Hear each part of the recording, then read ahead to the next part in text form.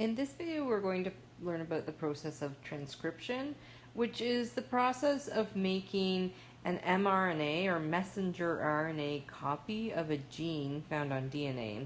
And the purpose for doing this is that mRNA is going to be used as a template to translate into a protein.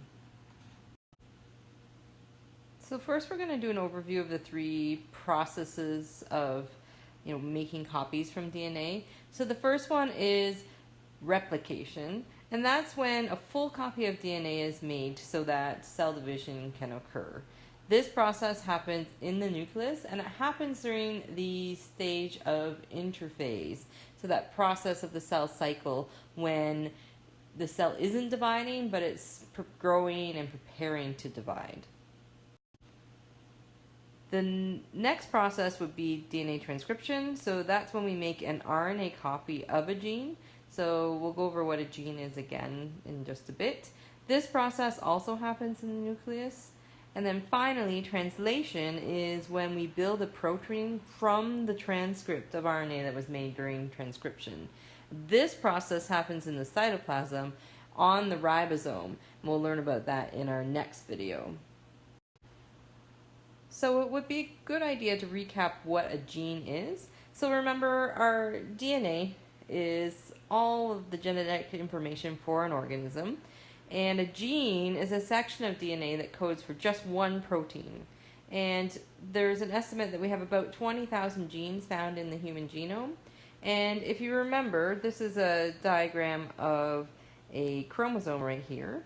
And I've very simplified it, but you can see that there's multiple genes found on a chromosome, and then there's multiple chromosomes, so there's all kinds of different genes, and they each code for a different protein within the cell or within the body. So before we talk about DNA transcription, we should talk about the sense and the antisense strands of DNA. So first of all, the sense strand is not copied, and it matches the nucleotide sequence of the mRNA, so that molecule that's being produced from transcription. And the only exception would be that mRNA obviously is made of RNA, so there's ribose instead of deoxyribose as the sugar. And everywhere there would be a thymine or a T in the sense strand, RNA will have a U or a uracil instead. The antisense strand is copied or transcribed, and it acts as the template for building the mRNA, and it's where the enzyme is going to bind that will produce the mRNA molecule, and this strand is complementary to the mRNA. So if the code is ACT on the antisense strand, the code on the mRNA would be UGA. We'll talk more about that when we talk about the steps of transcription. So if you look below, right here, this is our molecule of DNA. I'm going to illustrate for you what the sense and the antisense strand means if you're having a hard time visualizing this. So I've highlighted here that the top strand will be our sense strand, and the bottom strand will be our antisense strand. So if you look here, I've replaced or recopied the antisense strand, and then I've shown how the mRNA would be made from that. So the antisense strand is acting as a template, so this is the strand right here, the bottom strand, and then the complementary pairings would be G, U, because it's RNA now, A, U, G, A, U. And this would be the mRNA, which matches pretty closely the sense strand. So again, the sense strand is the one that matches the mRNA, and the antisense strand is the one that's complementary to the mRNA, and it's complementary because it was used as the template to build the complementary molecule from. There are four main steps of transcription. First of all, initiation is when the transcription process is begun, so we're preparing for transcription. Elongation is after that initiation has happened, the transcript is built, so the entire gene is copied. Termination is when transcription is ended. So there's a signal to stop transcribing because we've reached the end of the gene. And then finally, there's a modification stage where the transcript is packaged and prepared for translation. Because the cytoplasm has a lot of enzymes that could actually be harmful to the transcript, so we need to protect the transcript. We also have to cut out any parts that might not belong in the gene or in the transcript. So initiation begins with the enzyme that's responsible for transcription binding upstream of the gene. And what that means is it's binding, ahead of where the gene is going to be copied. And this upstream region is called the promoter sequence. And this promoter sequence is usually a string of A's and T's. We sometimes also call it the TATA box because it's TA, TA, so on, so TATA. So this is where the RNA polymerase would bind, and it would start scanning the strand until it got to the gene. So this is the gene that needs to be copied. As you can see, the promoter region is upstream of the gene.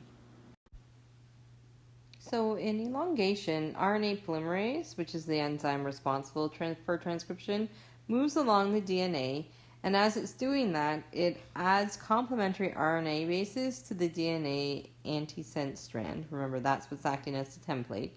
And as RNA polymerase is moving along the DNA molecule, it unzips the DNA and allows for that pairing up of the nucleotides.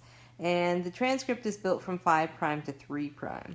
So right now I'm going to illustrate how the transcript is built. So originally this is our antisense strand of DNA, and now I'm going to illustrate what the RNA molecule will look like. So as the molecule is being built, as the RNA polymerase is moving along, you would start adding in complementary base pairs. So C's complement would be G, A's would be U because it's RNA, T's would be A, then G, U, C, A, U, G. And that would be your mRNA transcript. So we'll add the little backbone here to illustrate that. That's being done in a 5' to 3' direction, as I mentioned before. So as the RNA polymerase is transcribing the gene, it eventually reaches something known as a termination sequence, and it knows to stop transcribing. So the RNA polymerase will fall away, the mRNA molecule will fall away from the template, and then the DNA molecule will re-zip back together as if nothing had happened. So before the transcript is ready to leave the nucleus and head to the cytoplasm to be translated, a lot of modifications have to occur. So one thing that happens is a 5' cap is added to the 5' end of the mRNA, and this job is to prevent it from being digested in the cytoplasm. As I mentioned before, there's going to be lots of enzymes that could actually break down the transcript, and we don't want that happening until it can be translated. Then a poly-A tail, which is a string of 200 to 300 adenines, so A's, is placed on the 3' end by an enzyme known as poly-A polymerase. And then finally, and the most important part, is that the introns, which are actually non-coding regions of the DNA, which are spliced into genes, just to make things even more complicated, are cut out so that the exons, which are the coding regions of the gene, can be spliced together. And these are done by special enzymes known as spliceosomes. So we'll illustrate what happens. So these introns are being removed, first of all. The 3 exons are spliced together. And then we put on our 5' cap and our poly-A tail.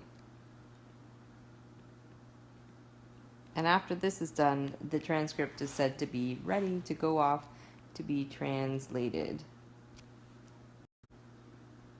One really neat and almost relatively new piece of information is that our exons can actually be spliced together in different patterns. So you could put like exon 1, 2, and 3 together, Or you could do 3, 1, and 2, or 2, 3, and 1. There's all different types of combinations, and this actually can create a variety of different proteins. So this is new understanding. We used to think that there was one gene and one polypeptide, or one protein, and now we know that there's one gene that can be spliced together in multiple different ways and have a variety of different, similar but different protein outcomes.